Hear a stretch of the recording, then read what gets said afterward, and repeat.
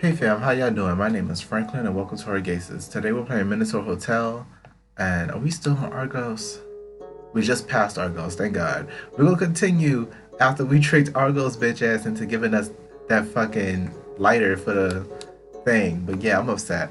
And I just cursed within the first, 30 seconds? So yeah, oh well. Let's keep it moving. The cave swallows you back into the hotel's depths, a velvety darkness to which your eyes struggle to adapt. Your breathing and footsteps echo all the way up the spiral staircase. Your shadow extends long into the chamber, turning irregular over the floor's jagged rocks. As your eyes settle down, you gaze upon it, at how gargantuan it is, the shadow of a man. I could not, if I picked some other class and I did not have the stats required to trick that snake into giving me that lighter for that furnace, I will be highly upset. I'll be highly upset because the thought of allowing that snake into this house, I would have skinned him that day. Anyway, Asterion's sitting against one of the chamber's walls. Okay, Asterion is sitting against, I guess, looking at you and at this beast stretching from your feet. The fire from his eye flickers at you. I got the mirror. Now we can get the hotel back and running, right? You hand it down to Asterion. His fingers graze and curl softly around the bronze, and then he takes it from your hand with a ceremonial grace and cradles it against his chest. You take a good look at Asterion. His fur and shirt are matted with sweat despite the chamber's somewhat chilly temperature. His tail swishes behind him like a rowdy sea. I am sorry for not informing you earlier of the foreman. I am truly sorry. I don't know what came over me, master. You're fine, hon. It's called trauma. Don't worry about that. It was no trouble at all. He wanted me to send you out, but I wasn't going along with that. So we had to figure it out another way. He wanted food, water, and shelter, but I managed to trick him. Got him to hand me the mirror for nothing at all. If he wants me to sign that contract, he'll have to make himself useful. Especially that part with the living in the house. You ain't living in this house. That was not part of the deal. You did not say that before. Yes, that is usually what he asks. The snake. He is an old thing from the labyrinth. His shape changes every now and then. He disappears for a few years at a time, even decades.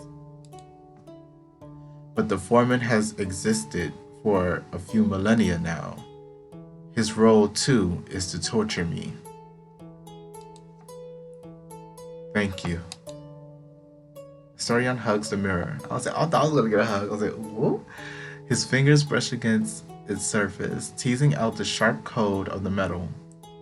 He holds it against his chest like something dearly precious. Well then, shall we go back up? Yes, sir. Pardon my slowness. I am feeling a bit nauseous. This all left me in a panic. Are you still healing and stuff? Like, nah, we ain't doing that to you. We ain't gonna do that to you, Asterion. Oh, I can't wait. What? Oh, I can wait. There we go. I said I can't. I was like, I can wait. You sit down beside Asterion, taking a position quite distinct from his, sitting cross-legged in contrast to his knees up. So, did he hurt you back then? If you saw what the hell he was wearing, yes he did. Is that why you are afraid of him? He doesn't usually hurt me. He plays games to terrorize me, more often than not, and he sends out worse things to get to me.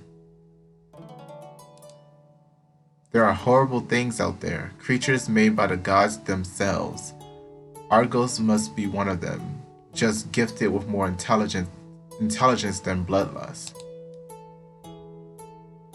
The valley is beautiful, isn't it, Master? It's a sight to behold. But to me, it is terrifying.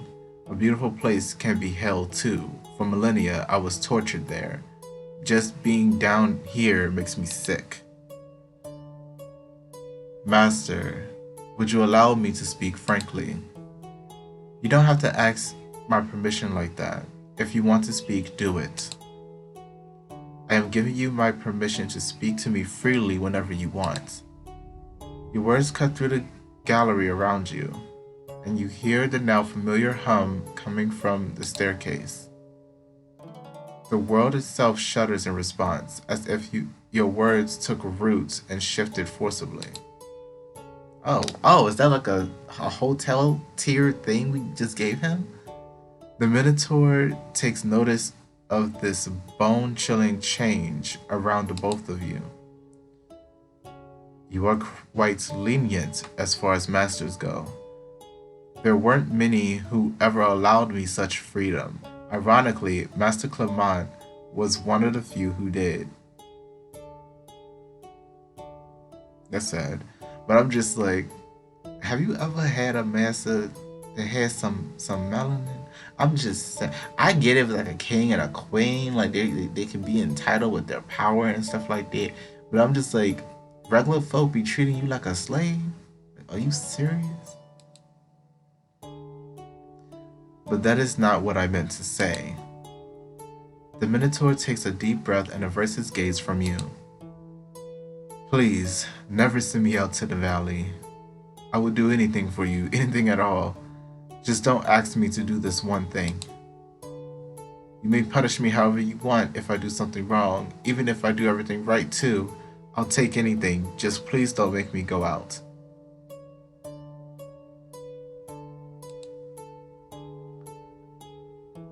Change the subject. The fuck is wrong with these choices? Promise never to send Asterion to the valley. Asterion, look at me. I promise I would never send you out. I just made 2 promises amongst these games. One for Quinn, his psychic connections, and now for Asterion. I can't say I know exactly, and it's all revolving around torture or abuse. And it's just like, ah! Anyway, I can't say I know exactly what they did to you out there. I understand if you don't want to talk about it, but I'll take your word and I won't send you out. I meant what I told you last night. I want to be a good master to you and the hotel. I won't hurt you, and I promise I will never send you out. I need to get to the part where we are not referred to as master. Like, Asterion looks at you with a half-closed eye. Nausea still twists inside him, and he sways back and forth as if pushed and pulled by the sea's waves. Your words are sweet as honey. A veil of lead falls on the Minotaur. His back gives out and he curls forward, still holding the mirror against his chest. He rests his horns on his knees and lets out a rumbling sigh from the depths of his lungs. Are you feeling alright? I'm just so tired. We can stay here a while longer. Take your time. Asterion groans again. I can understand that, but I'm just like at the same time, if I'm near the place I don't want to be, I would like to leave. At least go back to the staircase and just sit there and relax, you know. We're gonna comfort him. He's been through too much. He needs love and compassion. You lay an arm over Asterion's shoulders. Asterion tenses when you touch him, but it lasts only a moment. You catch him turning his head slightly to his right, towards you. He responds with a long, deliberate blink, followed by his shoulders relaxing under your arm. Asterion is surprisingly warm. His messy fur doesn't do much to contain his body heat. Okay. He leans his head onto your arm, taking care not to lay his horn on you. There's half a foot separating the two of you. You scoot closer to him. He looks at you again, and something sparks in his eye. Oh, damn.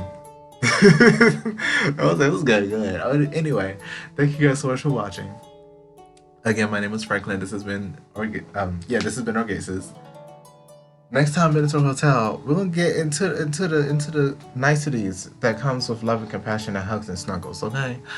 If you enjoyed this video, then please leave a like, subscribe, and turn on notifications so you know when I upload the minute that I do. If you like this game and would like to play it for yourself, you can do so via the links in the description and the comment section. I believe that is all I have to say, so I'll see you guys in the next video.